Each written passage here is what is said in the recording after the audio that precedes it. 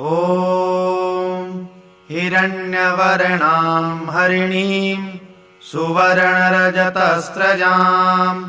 चन्द्राम् हिरणमयीम् लक्ष्मीम् जातवेदो महावः ताम आवह जातवेदो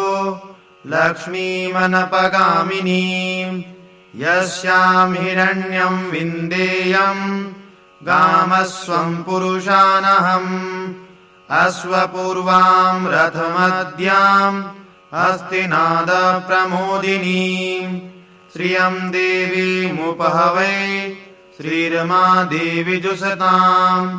कांसोऽस्मिताम् हिरण्यप्राकारा माद्राम् ज्वलन्तीम् तृप्ताम् तर्पयन्तीम् पद्मे स्थिताम् पद्मवर्णाम् तामिहोपवै श्रियम् चन्द्राम् प्रभासाम् यशसा ज्वलन्तीम् श्रियम् लोके देवजुष्टामुदाराम् ताम् पद्मिनीमीम् शरणम् प्रपद्ये अलक्ष्मीर्मेणस्य ताम् त्वाम् ऋणे आदित्यवर्णे तपसोऽधिजातो वनस्पतिस्तव वृक्षोऽत बिल्वः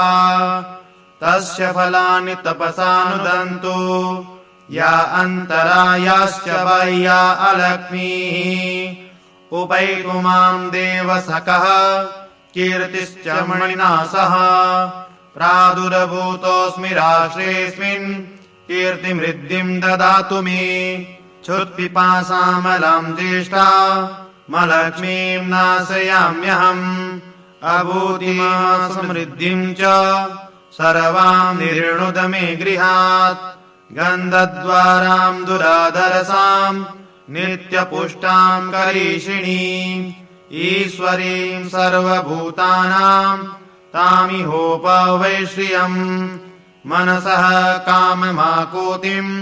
वाचा सत्यमसीमहि पशूनाम् रूपमन्नस्य मयि श्रीश्रयताम् यशः कर्दमेन प्रजाभूता